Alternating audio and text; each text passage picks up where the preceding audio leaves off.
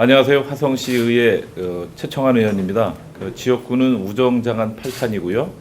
도시건설위원회 소속입니다. 갈등 유발 시설 사전 고지 조례안은 이제 기존에 사실 이제 인허가를 진행을 해서 인허가를 받고 이제 공사 단계에서 이제 주민들이 그런 사실을 알고 첨부 시설들을 이제 반대를 하고 그러는데 실제로다가 반대는 하지만 인허가 나간 거를 되돌리는 경우를 좀 보질 못했습니다. 그래서 만약에 이제 그 사전에 그런 첨부 시설들 주민들이 이제 그 기피하는 시설들이 들어오는 걸 알았으면 그거를 가지고 행정에다 얘기를 해서 그런 주민들의 의견이 좀 반영이 돼서 지금보다는 좀 주민들이 기피하는 시설이 좀 덜 들어오지 않았을까 이런 취지로다가 했고요. 이게 전국 최초라고 하더라고요. 그래서 저도 이제 다른 데 지자체를 좀 검색을 해봤는데 좀 불완전하게 내부 지침으로 운영되는 데는 있지만 이렇게 좀 조례로다가 만들어서 정상적으로다가 이렇게 운영하는 데는 없는 걸로 알고 있습니다. 네.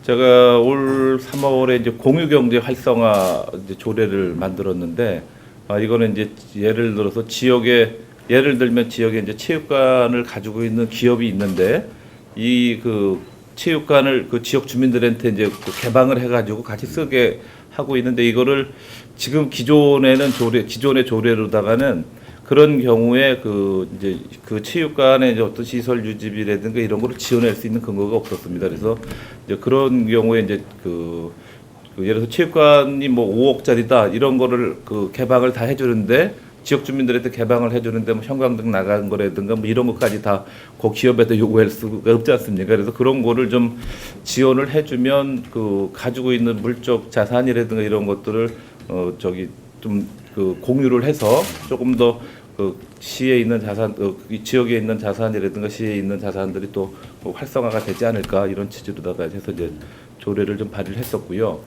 그리고 개방형 화장실이 지금 실제로 화성 서남부 쪽에는 잘 실효성을 못 거두고 있었어요. 왜냐하면 사실 이 개방형 화장실을 하면 이제 휴지라든가 청소용품 같은 걸 지원을 해주는 건데 그 정도 가지고 사실 서남부 같은 경우에는 이제 청소 상태라든가 너무 지저분하고 이러니까 사실 개방하는 걸 좀 꺼렸었는데 그래서 시장이 필요한 경우에는 이제 거점형 화장실로 이제 지정을 해서 시에서 청소라든가 시설물 유지 관리까지 다 해주는 조례인데 이게 이제 어떤 장점이 있냐면 기존에 이제 공중 화장실로 하려면 부지를 매입하고 건축 비용이 들어가지 않습니까? 거기다가 또 이제 청소라든가 유지보수 시설물 관리 이런 걸 다 해야 되는데 개방형 화장실 중에 이제 거점형 화장실로다가 하면 이제 부지 매입비라든가 건축비가 안 들어가는 거기 때문에 시에서도 뭐 재원을 좀 효율적으로 활용할 수 있는 거죠.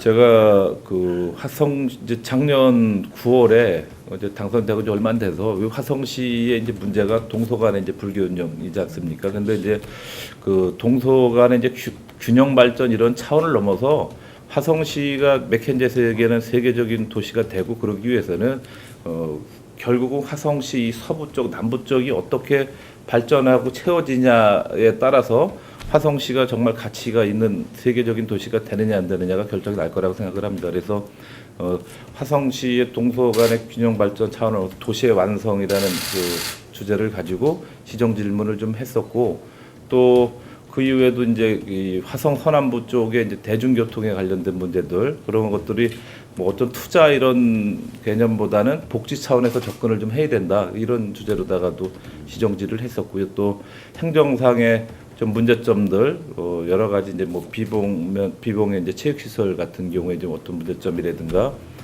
또 이번에 이제 5분 발언을 통해서는 이제 축사의 어떤 불법적인 요소들이 좀 있었는데 그런 문제들에 대한 지적들도 했었는데 좀 그래도 시정 질문을 통해서 화성 서남부에 대한 어떤 장기 미집행 시설, 도로, 공원 이런 것들도 많이 개설이 됐고 그래도 소기의 성과를 좀 거뒀다고 생각을 합니다. 예.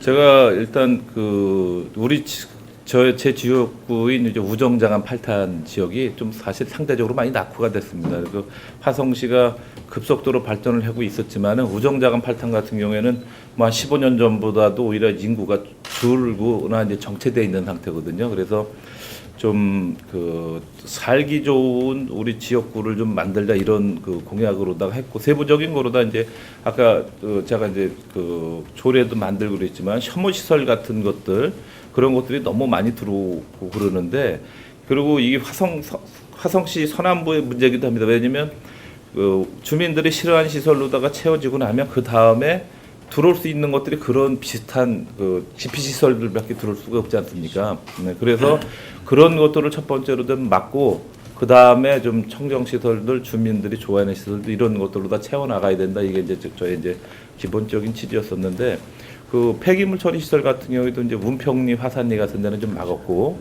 그래서 그게 이제 2심까지 시에서 이겼기 때문에 뭐 거의 그 주민들이 이겼다고 보고 있습니다.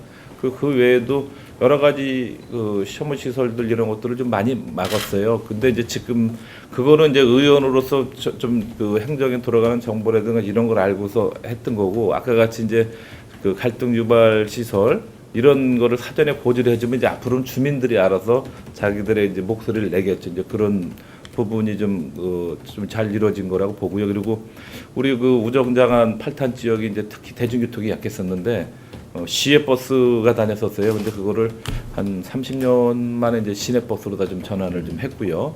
그리고 8탄 같은 경우에도 수원서 버스가 시내버스가 안 들어왔었는데 그것도 이제 조금 신규로다가 개설도 했고요. 그래서 지역 주민분들은 그래도 일을 좀 열심히 한다고 많이들 만족해 하십니다. 예.